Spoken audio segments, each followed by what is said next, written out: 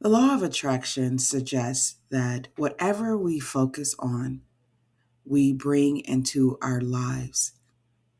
I've been talking about here on Create a Generational Love Cycle weeds this year, 2026, and their impact on our growth, their impact on our inner garden, the seeds that we plant inside of us. And these thought seeds affect the world, the collective consciousness. That as we think about things, our lives, our thoughts have an indirect and a direct impact on others. Because there's a lot going on in the world, and not to focus on that in this episode, this podcast, because it's about dismantling the thoughts that we have grown over the years. The impact, what we see now today, is a result of, I believe, these thought seeds. Even though there is fear and violence or frustration in many forms, we do not have to continue to feed into that, to sow those seeds into that. And it's about really taking control of our minds, mastering our minds towards peace. And that may sound for some master, maybe a little triggering, but it's about really self control. It's about choosing the thoughts that you want to have, choosing the thoughts that you want to embrace and nourish and express in life. And one of the things that I'm going to talk about today, my name is Timika Chambers.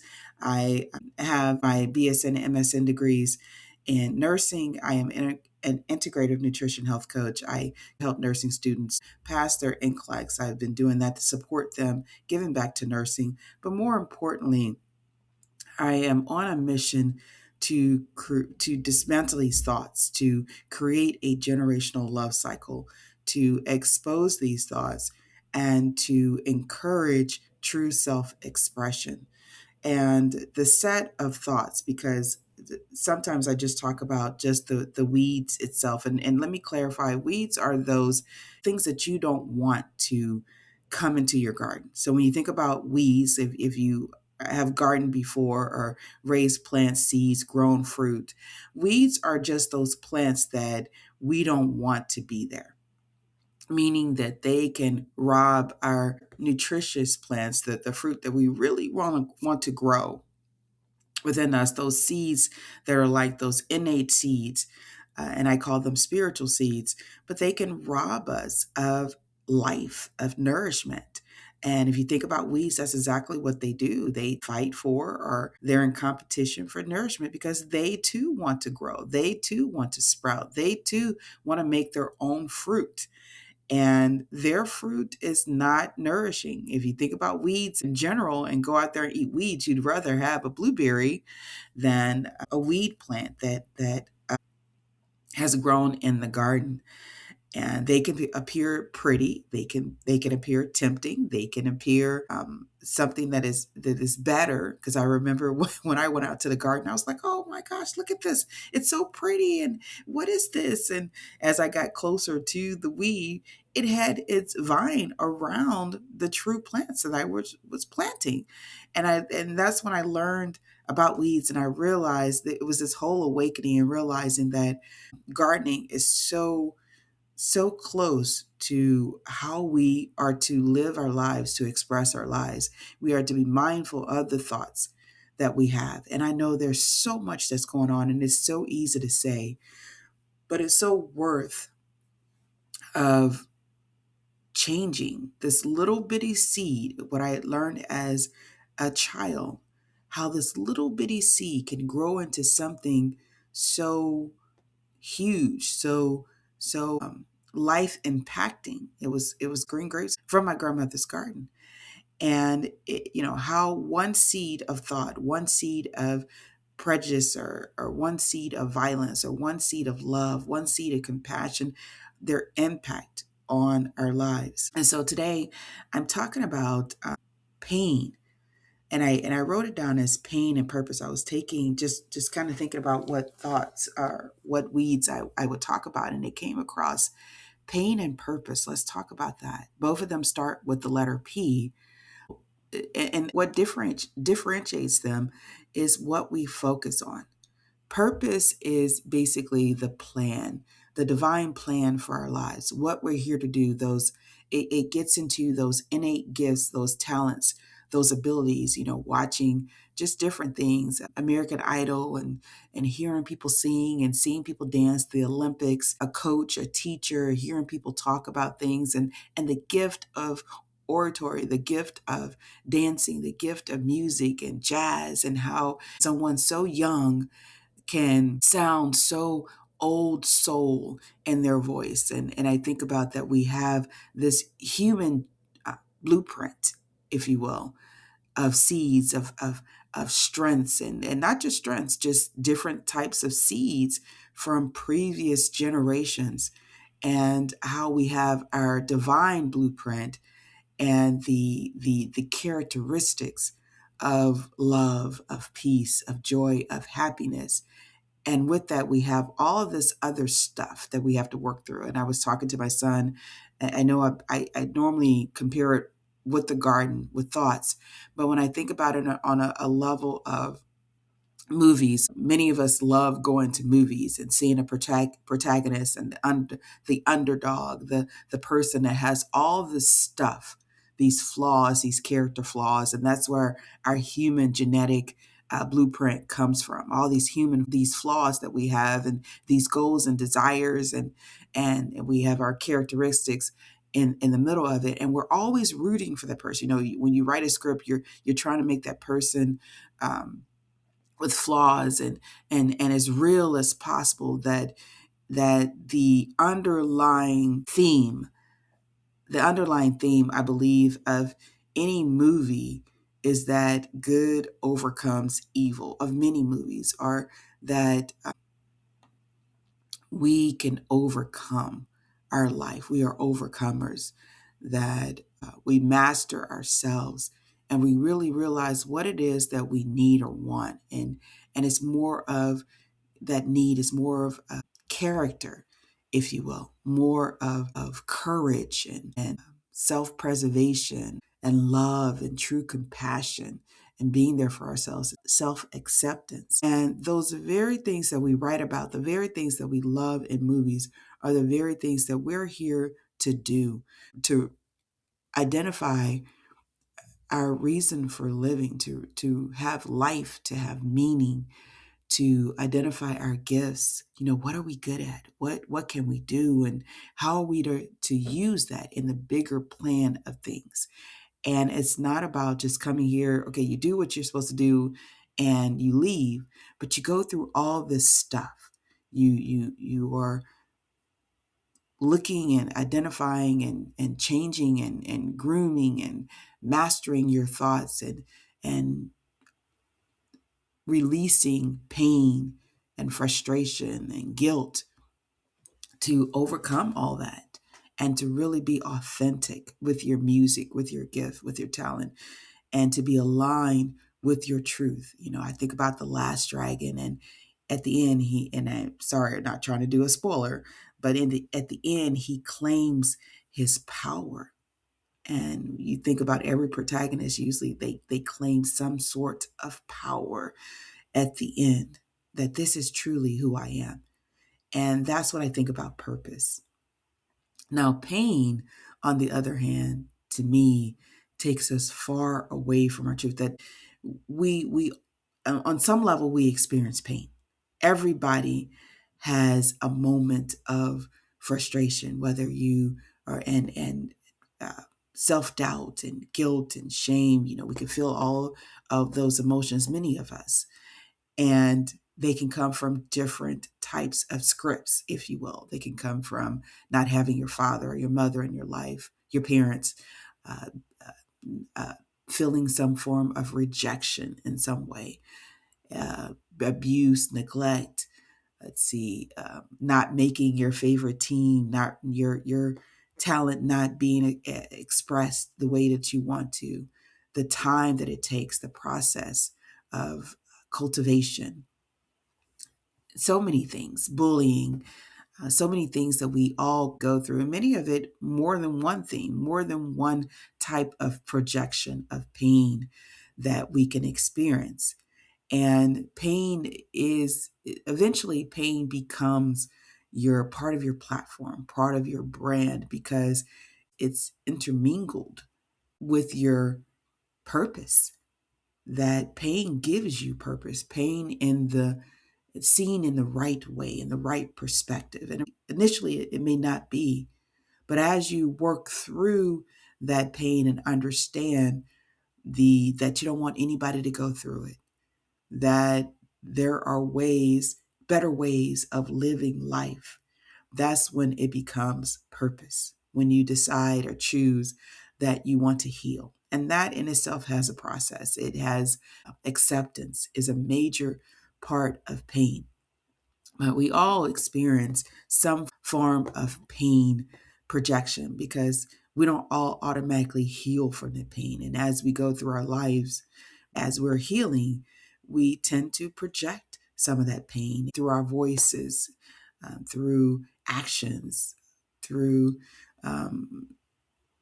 just the things that we do, the choices that we make about our bodies and eating habits and rest habits and working habits, that as we are evolving, some of that pain is being shed off. And I don't want to make it lightly because pain blinds. It can blind us to our truth. It seeks to express itself.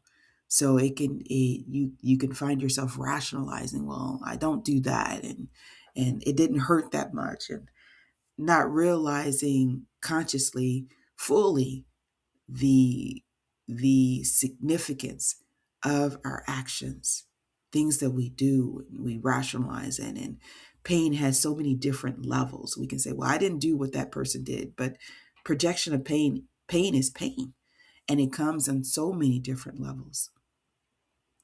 And so when we talk about pain, how are we navigating those painful experiences is what the meat of this podcast. How are we talking about the pain? How are we reliving that pain, especially with children? Are we distancing ourselves from others? Are we yelling at others? Are we cursing? Are we labeling people as we go through this?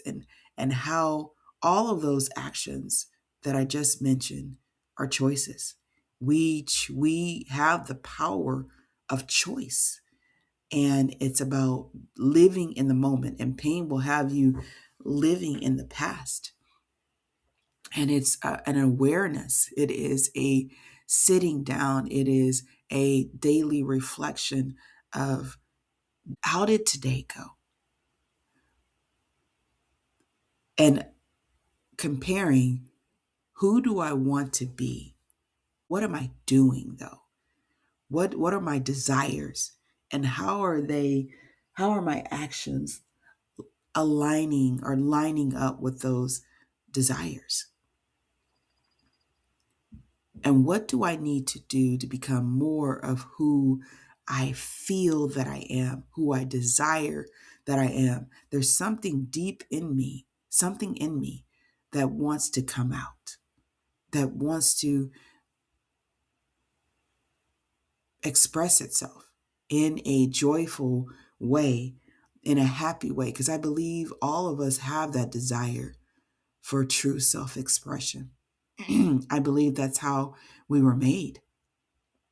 And there are ways to do it in such a way that we benefit others, that we help others.